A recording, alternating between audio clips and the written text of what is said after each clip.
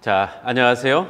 메트로폴리탄 한인연합감리교회 매처치 수요 배움터에 같이 해주시는 여러분께 감사드립니다. 우리의 주제는 In Search of the American West, 서부를 향해 계속 끊임없이 움직이고 진출하고 또 거기 가서 싸움하고 또한 그런 미국의 역사에 그런 역사적 정신과 역사적 쾌적을 지금 따라가고 있는데요. 오늘의 배움은 노래를 하나 듣고 시작했으면 좋겠습니다. 자, 아실 것 같으네요.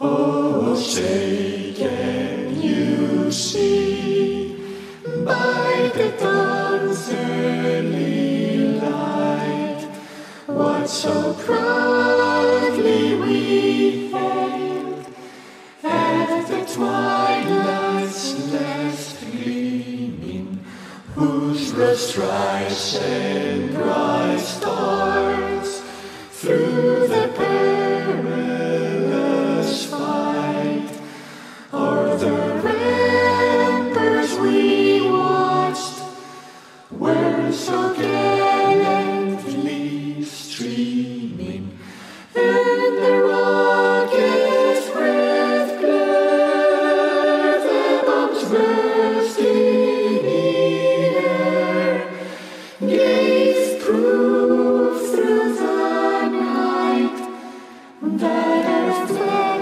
was still there. Oh, say does that star-spangled banner yet wave o'er the land of the free and the home of death with victory and peace, may the heaven-rescued land. 자, 퀴즈를 하나 먼저 하고 가죠. 이 땅에 120 몇 개의 나라가 있다고 하는데 아마 제가 다 들어보진 않았는데 그 나라들의 국가 중에서 가장 호전적인 국가를 가지고 있는 나라가 어떤 나라일 것 같으세요?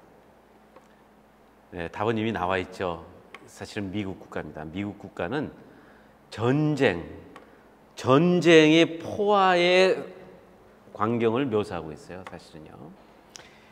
우리가 흔히들 프랑스의 국가가 굉장히 좀 호전적이고 전투적이고 어떻게 보면은 그 가사들이 너무 그렇게 거기에 보면 피가 흐르고 하는 그런 가사들도 나오거든요. 그래서 프랑스의 그 국가가 좀 이렇게 호전성이 있다 그러는데 미국의 국가에 비하면 아무것도 아닙니다. 사실 또 나치스가 가지고 있었던 독일의 그 국가도 굉장했죠. Deutschland, über alles.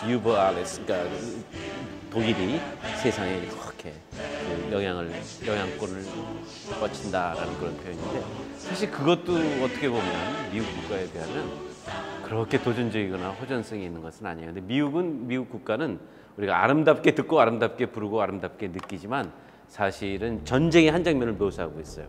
그리고 2절, 3절, 4절로 가면 굉장해요.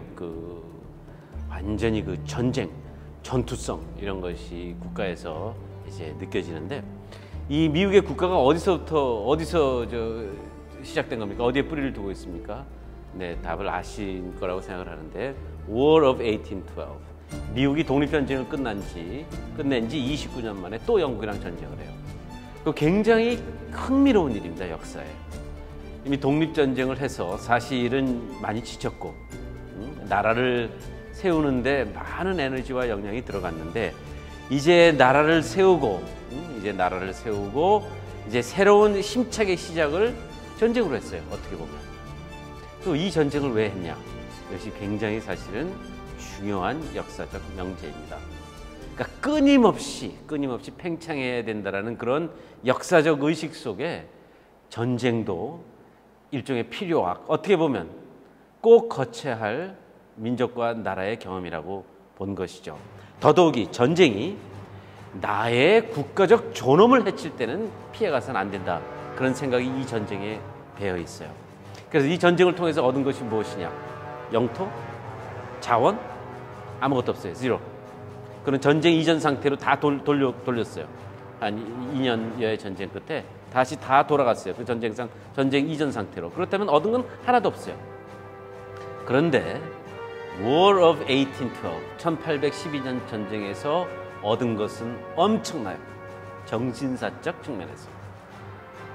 무슨 실질적으로 얻은 건 하나도 없지만 미국이 이 전쟁을 치르면서 세상을 향해서 메시지를 던져요. 아이들 표현대로 Don't mess with me. 나를 함부로 하지 말라 하는 그런 메시지가 전해졌고 그 메시지가 세계 공동체 속에서 울려 퍼지고 받아들여졌어요. 국가는 그럴 때가 있어야 돼요. 국가는 그래서 이 전쟁에서 얻은 것이 무엇이냐라고 우리 학생들과 토의를 하면 얻은 것은 respect 그거예요. 나라는 respect가 깨질 때 한번 떨치고 일어나야 하는 순간도 있는 거예요. 미국만큼 정말 호전성이 있고 전투성이 있고 그냥 싸움패 같은 싸움꾼 같은 그런 모습을 가지고 있는 나라가 다른 나라에 비교해서 참 드물 거예요. 자, 미국의 영토 팽창 지도를 지금 보고 계시죠? 오른쪽 끝이 1783년에 영국을 독립전쟁에서 이기고 가진 영토예요. 그리고 나서 1803년에 루이지애나, 미국의 3분의 1, 가운데 3분의 1을 프랑스에서 사오죠.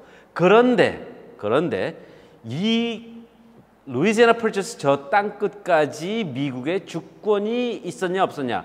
그런 사실은 문서상에는 있었어요. 그러나 미국의 주권이, 미국이라는 독립국가의 주권이 저 하얀 땅, 루이지애나 펄처스 저 끝까지 가지는 못했어요. 왜냐? 저 가운데 땅에서, 가운데 루이지애나 저 테리토리에서는 많은 도전이 있었어요. 특히 원주민들의 도전이 있었어요. 그리고 영국은 그것을 계속 부추겼어요. 계속. 영국이 미국을 잃고 그냥 그래 이제 잃어버린 것이니까 Let's move on. 이제 또 새로운 역사로 또 진입하자 그런 것이 아니었어요. 미국에 대한 향수랄까? 미국에 대한 미움도 있었을 것이고 저것을 다시 가져와야 한다라는 그런 또 비전도 있었을 것이고 그런 것이 합쳐져서 영국은 어떻게 보면 미국의 주권을 인정하지 않았어요. 적어도 최소한 저 가운데 땅에서는, 저 웨스트에서는. 그래서 계속 원주민들을 부추겨서 미국이라는 사회를 자꾸 괴롭히고 또 웨스턴 익스펜션, 서부로의 팽창을 저지할 수 있는 계기가 마련될 수 있지 않을까 해서 저기서 우리가 가볍게 표현하면 장난질을 계속 해온 거예요. 이때 1812년 제임스 메디슨 대통령이 노모한 거죠. 이런 상태로 자꾸 영국의 찝쩍거림과 도전을 계속 놔뒀다가는 나라 꼴이 말이 안 된다. 첫 번째는 영국을 향해서, 두 번째는 그 다음으로는 세계를 향해서 미국은 함부로 해서는 안 될 나라라는 것을 천명한 전쟁이에요. 자, 보겠습니다. 미국의 영토 내지는 공간 팽창의 접근 방식은 아주 다양해요. acquisition, 사들이는 것도 있죠. B, battles, 전쟁이 필요하면 전쟁도 하는 거예요. 그 다음에 connivance라는 것은 뭡니까? 약간 속임수, 사기성의 그런 정책을 동원해서 영토를 확장하는 경우도 있어요. 그 다음에 원주민의 경우는 decimation, 대량 학살도 하는 거예요. 이런 것들이 합쳐져서 오늘날 미국이 엄청난 그야말로 팽창에 관한 독보적인 존재가 되었다고 얘기할 수 있는 것이죠. 자, 오늘 우리가 보는 것은 배틀에 속하겠죠. 영국과 싸매요. 자, 1812년 6월에서부터 1815년 2월까지 전쟁을 합니다. 근데 여기 이제 재밌는 사실이 있죠. 사실은 평화협정은 1814년 12월에 맺었어요. 겐트라는 데서 저기죠, 그 벨기움에 있죠. 그런데 전쟁은 계속했어요.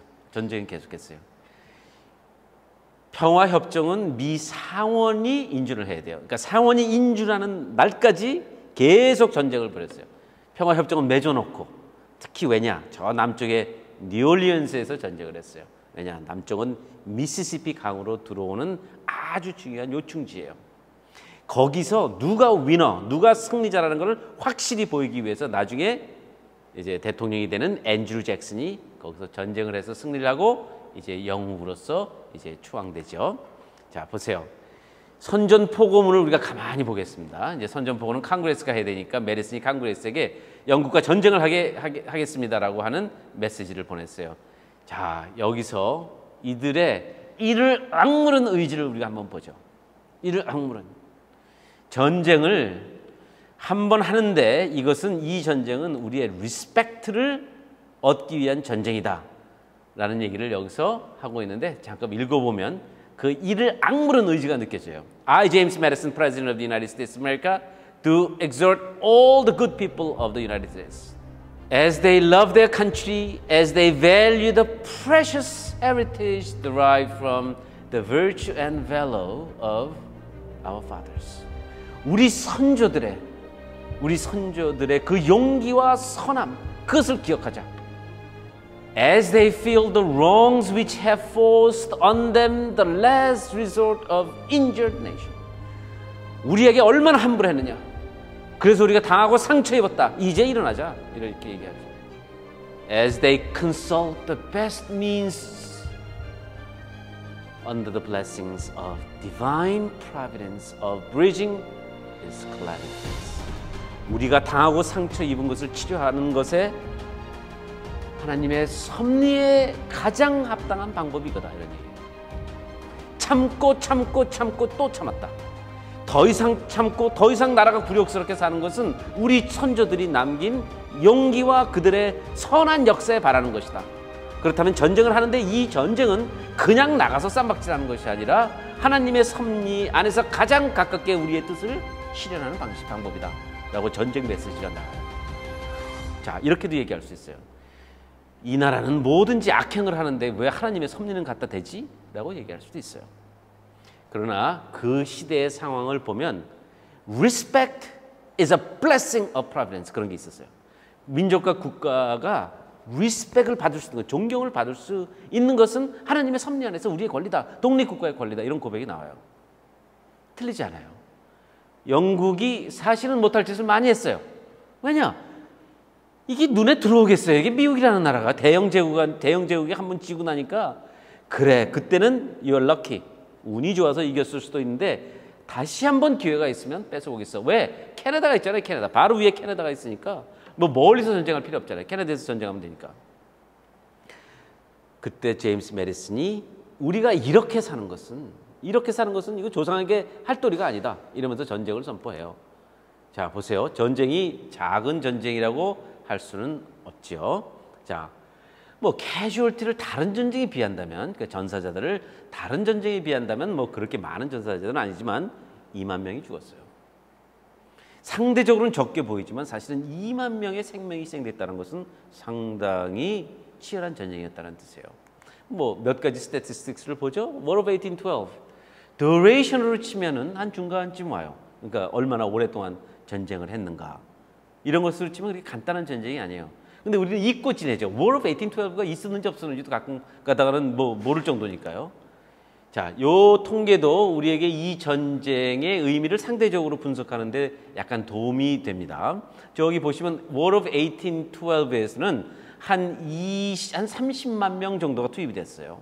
30만 명 정도가 투입이 됐는데 저 작은 숫자는 아니죠. 물론 인구 비례에 본다면, 그러니까 10만 명당 몇 명이 이 전쟁에 투입됐냐를 본다면 그것도 적은 숫자는 아니에요. 그러니까 중간쯤 오는 전쟁이라고 보시면 돼요. 중간쯤 오는 전쟁. 근데 우리가 이 전쟁에 대해서 깊이 생각하지 않는 이유 중에 하나는 이게 얻어진 게 없으니까요. 무슨 뭐 영토를 크게 얻었다든가 무슨 뭐 그런 게 없으니까 자꾸 그냥 지나가는데 사실은 그냥 지나갈 전쟁이 아니에요. 미국은 미국의 정체성을 얻었어요. 이 전쟁에서. 자, 영국의 캐주얼티를 잠깐 보고 가죠. 영국도 한 8,600이니까 거의 한 9,000명 정도의 생명을 잃었어요.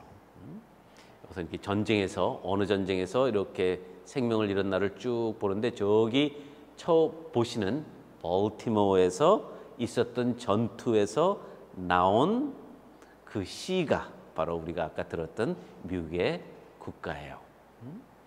보겠습니다. 자, 왜 전쟁을 했느냐? 도대체 미국이 왜 리스펙트라는 그런 추상 명사를 가지고 전쟁을 했느냐? 2만 명씩 죽는. 아니, 이게 궁금하잖아요. 리스펙이 뭐냐? 국가의 리스펙트를 영국이 깼어요. 영국이 저해하고 영국이 방해하고 영국이 미국을 우습게 본 증거는 충분히 있어요. 넘버 원, 영국과 프랑스가 전쟁을 하잖아요. 나폴레옹 전쟁을 늘 하니까 영국이 미국에 대해서 너는 프랑스와 교육을 중단해. 왜냐? 우리의 적국과 교육을 함으로써 프랑스가 전쟁 능력이 늘어나고 따라서 그것은 우리에 대한 반이익이기 때문에 너희는 프랑스와 교역하지 마. 농사지어서 자기만 먹고 사는 나라입니까? 세상에 내다 팔아야 하는 것인데 그것이 미국의 생존인데 전쟁만 하면은 프랑스와 전쟁만 하고 무슨 충돌이 있으면 영국은 미국에다 대고 교역하지 마. 그 영국이 미국이 나중에 우리가 자료 보내드리면 그것도 보지 않습니까? You know what? I'm going to teach you how to respect others. 영국한테 하는 거예요. I'm going to give you a lesson on respect. You can do that. 그런 거예요. 아무리 전쟁 중에라도 네가 뭔데 미국을 향해서 교역하지 말아라 할 수 있냐? 그리고 이 지금 만화에서는 좋다. 먼저 영국을 해결하고 프랑스 너와도 리스펙트를 좀 가르쳐줘야 되겠다라는 그것이 카툰이에요. 만화예요. 정치 만화. 또 뭡니까? 이걸 임프레스먼트라고 합니다. 임프레스먼트. 영국은 정말 5대양을 누리는 해군이에요. 그러니까 네이비가 얼마나 세겠어요. 네이비가 세려면 해군이 많아야 될 거 아닙니까? 수병이 많아야 될 거 아닙니까? 그래서 그 삶이 아주 고달팠어요. 훈련도 세고. 그래서 도망 나오는 사람들이 이렇게 많았어요. 그러니까 탈영이라고 할까요? 일종의. 그리고 해군만이 아니라 일반 상선에서도, 왜냐? 상선은 전쟁만 되면 대포를 갖다 달면은 전함이 됩니다. 그러니까 거기서 자꾸 도망 나오는 사람들이 많았어요.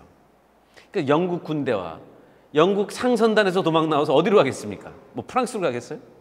결국은 미국으로 유입되는 거예요. 그 노동인력과 또 훈련된 인력이.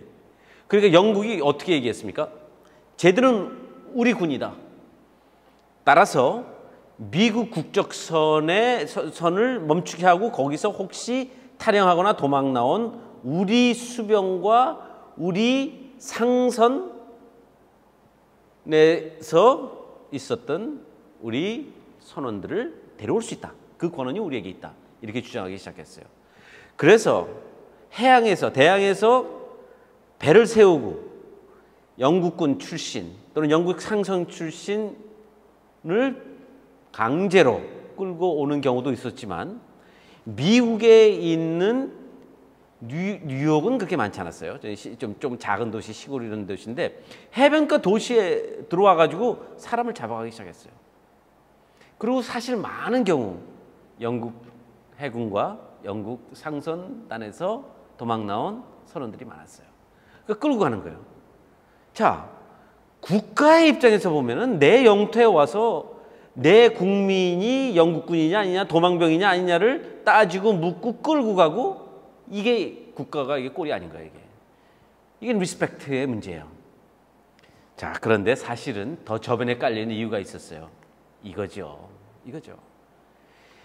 영국이 원주민들을 부추겨서 미국에 도전을 하면 할수록 우리의 웨스트는 우리가 진출할 수 있는 곳이 못 된다. 위험 부담이 너무 많다. 그러니까 우리의 개척자들이 가야 되는데 거기에 가면 영국으로부터 지원받고 영국의 부추김을 받은 원주민들이 항상 싸움을 걸어오는 거예요. 그렇다면 우리의 웨스트는 우리의 웨스트가 아니라 이렇게 본 거예요. 영국이 저렇게 떡 버티고 이간질함으로써 원주민들이 우리에게 전쟁하게 만드는데 이것을 손보지 않고는 이거 나라꼴이 말이 아니다. 이런 전쟁의 당위성이 조성되기 시작한 거예요. 이것을 메디슨이 의회에 보냈어요. 메시지를 보내서 전쟁해야 됩니다. 그래서 이 전쟁의 의미가 뭐냐? 보세요. 저게 1812년 미국의 지도였어요. 일종의. 엄청난 땅 캐나다가 영국령인 캐나다가 있고 미국은 지금 말하는 북미 대륙의 동쪽으로부터 중간까지 오는 3분의 1을 차지하고 있었지만 가운데 3분의 1에서는 미국의 독립국가, 미국의 권한과 통치력이 미치지 못하고 있는 거예요. 그저 우리 땅이거니 하고 있었던 거예요. 그리고 저 밑에가 스페인이에요. 이렇게 강대국에 둘러싸여 있고 강대국의 이간질을 받은 원주민들의 도전이 있는 이 상태를 그냥 끌고 갈 수는 없는 거예요. 더 극적으로 표현하면 여기서 결단을 하는 순간이 오는 거예요. 이 상태를 어떻게 우리가 그냥 계속 끌고 갈 것인가. 이 전쟁이 끝나고 나서 미국의 지도가 저렇게 바뀝니다. 어떻게 보면 깨끗하게 바뀝니다. 다시 표현하면 영국은 이제 스스로 자기가 인정을 합니다. 미국을 그렇게 가볍게 대할 나라가 아니다. 물론 저기 끝에 있는, 저기 왼쪽 북쪽의 끝에 있는 오레곤 테리토리는 아직까지도 분쟁의 소지가 있었어요. 그래서 영국은 영국 거라고 그러고 미국은 미국 거라고 하고 둘이 아직도 저기서는 맞붙고 있었는데 다른 지역에서는 정리가 됐어요. 우리가 미국이 아깝고 역사적으로 아픈 부분도 있지만 영국의 입장에서 하는 것입니다. 이제 북미 대륙에서의 영토 문제는 정리를 하고 가야 된다. 더 이상 미국은 호락호락하는 나라도 아니고 우리가 겁준다고 해서 무너질 나라도 아니다. 그러면 정리하자. 그래서 미국 지도가 그때 딱 정리가 된 거예요. 지금의 미국 지도가 딱 된 거예요. 그러고 나서 국제사회가 이제 인정하기 시작하는 거죠. 이제 스페인이 가지고 있었던 저 밑에 보이지 않습니까? 저 플로리다 이런 것도 다 미국령으로 다 유입이 돼요. 왜냐? 영국이 손을 놨으면 다른 나라도 손을 놔야 돼요. 영국이 포기하고 미국 애들이랑은 이거 안 되겠다. 이거 영토 문제 가지고 찝쩍거려 가지고 될 일도 아니다 하면 다른 나라도 따라가게 돼 있는 거예요. 그렇잖아요. 다른 나라가 무슨 힘이 있어서 영국보다 더 큰 힘이 있어서 미국과 일전을 하겠다고요? 안 되는 거예요. 그러니까 영국에게 본때를 보임으로써 다른 나라가 다른 생각을 못하게 한 결실이 바로 War of 1812라고 얘기할 수 있는 거죠. 자, 여기서 지도에서 보이시지만은 전쟁은 주로 북쪽, 캐나다, 5대5 인근에서 일어나고 있었어요. 저게 뭘 뜻하냐? 이왕 전쟁을 했으니까 우리도 욕심을 한번 내자. 그 욕심이 뭐냐? 잘하면 캐나다도 가질 수 있는 거 아니냐? 이런 거예요. 그러니까 팽창, 북으로 팽창, 서부로 팽창. 이번 전쟁을 통해서 우리가 팽창의 토대를 만들자 하는 것이 War of 1812예요. 아까 잠깐 말씀드렸지만 나중에 대통령이 되는 이제 앤드류 잭슨이 저 밑에 있는 뉴올리언스 전쟁에서 확실하게 영국을 무너뜨려요. 그럼으로써 미국은 물에서 물까지 확실한 선을 확보해요. 그게 그렇게 중요한 거예요. 치수, 물을 다스릴 수 있는 나라는 성공할 수 있어요.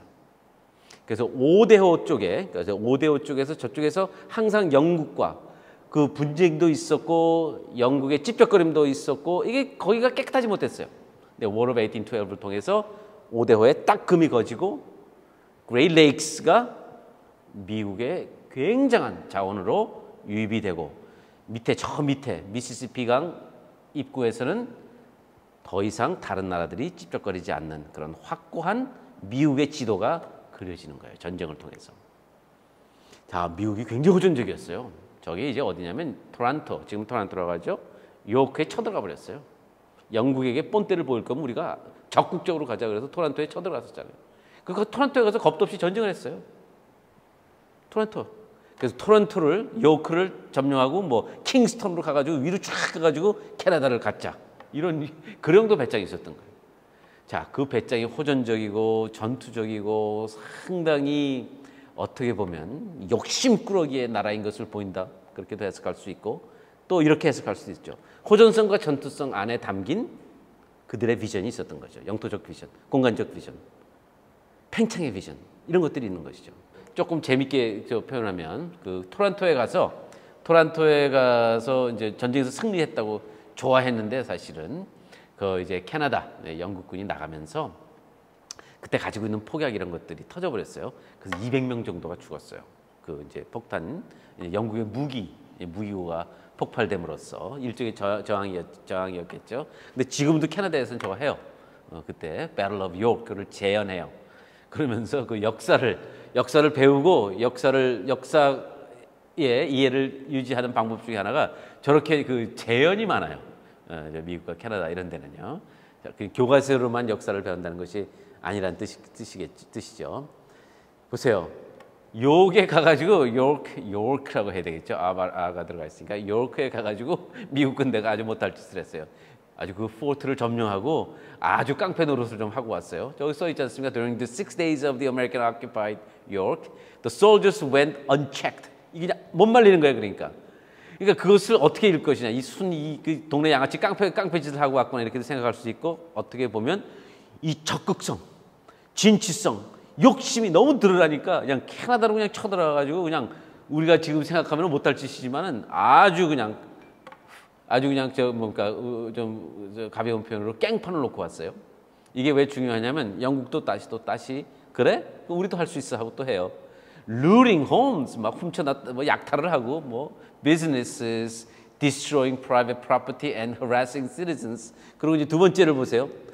또 거기 또 그 나름대로 의회가 있었겠죠. 거기 또 침입했어요. 난입했어요. American soldiers torched government house, the governor's residence inside Fort York, the Parliament building at the corner, and stole the speaker's mace, 의사봉 같은 거, and a carved lion, 영국을 상징하는, and sat in front of the speaker's chair. 자, 이런 디테일을 왜 드리냐? 영국도 똑같이 했잖아요. 그래? 그리고 워싱턴을 쳐들어갔어요. 워싱턴 DC를 영국군이 4개월 후에 3개월 후에 들어갔어요. 그래가지고 어떻게 했습니까? 의회를 불태워버렸어요. 의회에다 불을 태웠어요. 그러니까 이 영국도 이 분노 증오심이 보통이 아닌 거예요. 이게. 미국한테 당했다는 걸 그냥 영원히 잊지 못하고 또 가가지고 의회를 태워버렸어요. 또 어디를 태워버렸냐? 화이트하우스도 불질러버렸죠. 화이트하우스도 불질러버렸어요. 그러니까 이 국가 대 국가 사이에 일어나는 전쟁이 이념 전쟁일 수도 있고 무슨 굉장히 정신사적 전쟁일 수도 있지만 동시에 어떤 부분에서는 참 아이들 싸움 같은 데가 있는 거예요. Fort of York에 미국 사람들이 와가지고 아주 횡포를 부리고 약탈을 하고 완전히 그 의사당에까지 침범해가지고 그렇게 정말 못된 짓을 하고 왔어? 그럼 우리도 할 수 있어. 그리고 워싱턴을 또 침공했어요. 영국군이. 그리고 저렇게 했어요. 그리고 지들끼리 우리가 이겼다. 영국의 수도에 우리가 들어가는데 그냥 들어가가지고 미국군은 다 도망가고 우리가 들어가가지고 그냥 아주 싹 불지르고 왔다. 그리고 지들끼리 저렇게 포스터도 만들고 뭐 해서 했지만은 그것은 카타르시스에 지나지 않고 사실은 영국이 미국을 세계의 무대에 똑바로 서게 해준 거예요. 이 전쟁을 통해서.